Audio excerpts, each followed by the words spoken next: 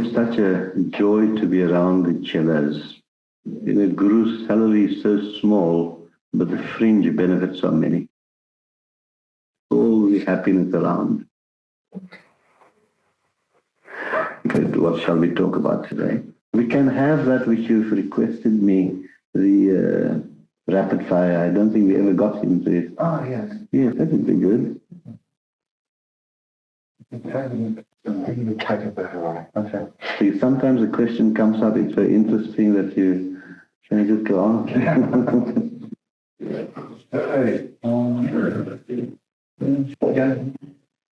Sit and talk. Yeah.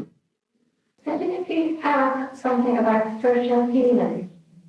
Now, there are two kinds of healings, magnetic healing and spiritual healing. Now, anyone can learn the art of magnetic healing. Magnetic healing is where a person uses his own personal energy, and everyone has a certain amount of magnetism in him.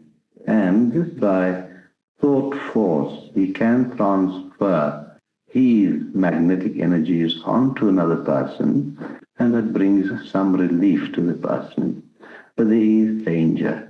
I've heard of cases where people are not really healers or trained to be healers, and by touch and this, that, they have made people feel better.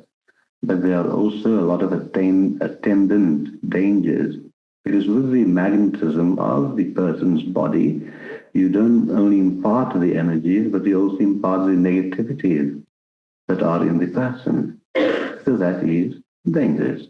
And that is the kind of healing which Mesmer used to do. Spiritual healing is something different.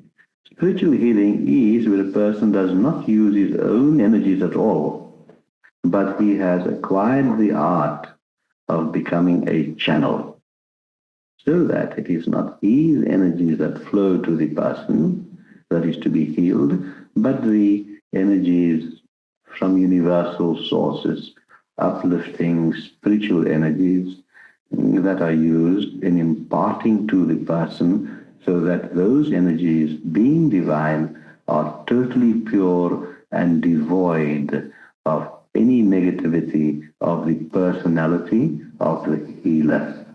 Okay. Now, how does one acquire this ability? And this ability can only be acquired by a true master, true spiritual healer, imparting that gift. In other words, the spiritual healer, the master, is like a big pipe coming from the reservoir, and he transfers the energy to smaller pipes that brings water to the tap in the bathroom. Okay, so that is spiritual healing, which has lasting effect, uplifting effect, and it goes to the root cause of things. It goes directly to the subtle body of the person, or the mental body, where all the problems of man lie. Because today doctors do agree, and they have accepted the fact that all physical ailments have a mental origin. So once we reach the mental body or the spiritual body and change the imbalance of energies, it does reflect on the physical level. Because all illnesses stems from an imbalance of the three aspects of man, the physical, mental, and the spiritual. So by pouring in spiritual energies, it brings these three aspects into alignment. That is spiritual healing.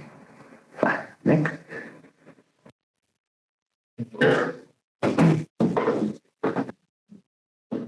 Guru Raj, I want to ask you about the relationship between animals and people. Good. Animals and people are definitely related.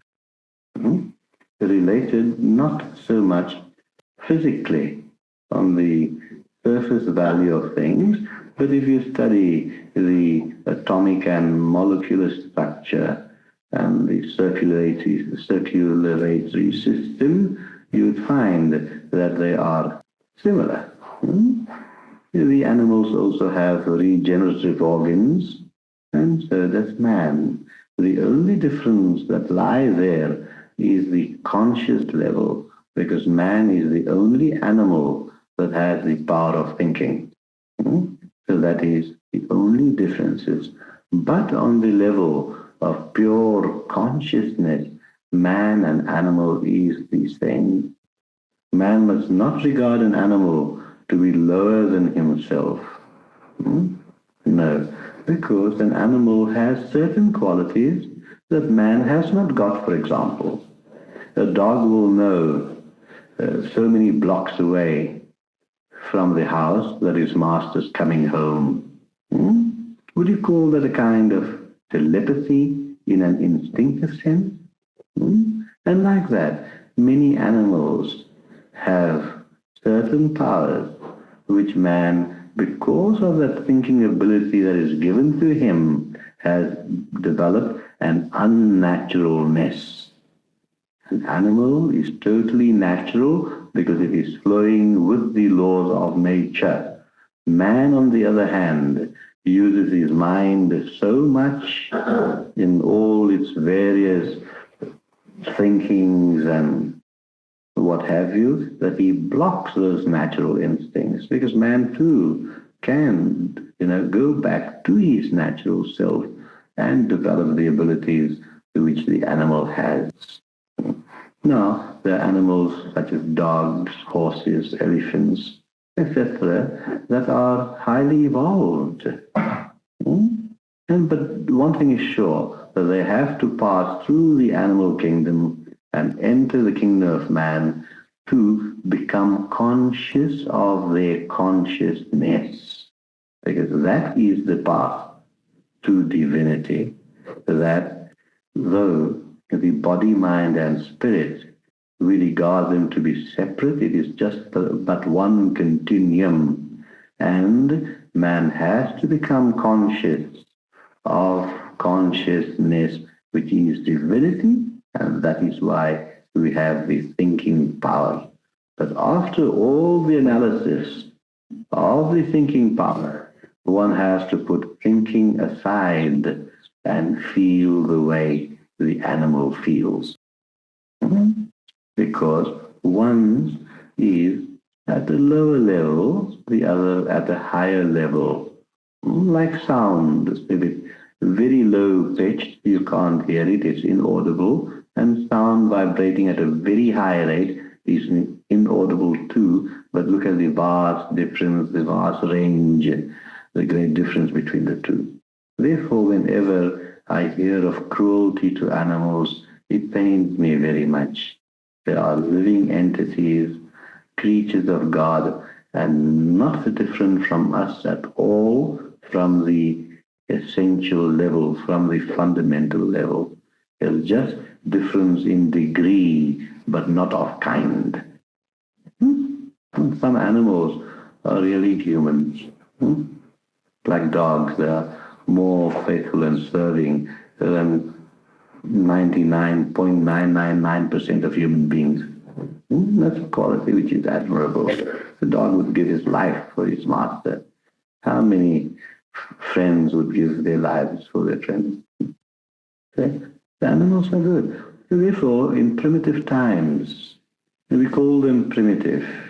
In primitive religions, when religions began, they venerated animals. If you study the Egyptian cultures and their religions, you'd find their symbols in so many animal forms. Even in old Christianity, you had that. In Hinduism, you have that. So there is great truth in what you say, or rather the question, what is the relationship? There is a great relationship, a deep relationship. Of course, some people take it to the extreme in their fondness for animals.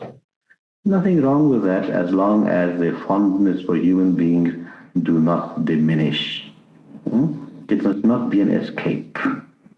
For example, a childless couple or that don't want a child would shower all that attention onto an animal, and that is natural because people by nature want to love.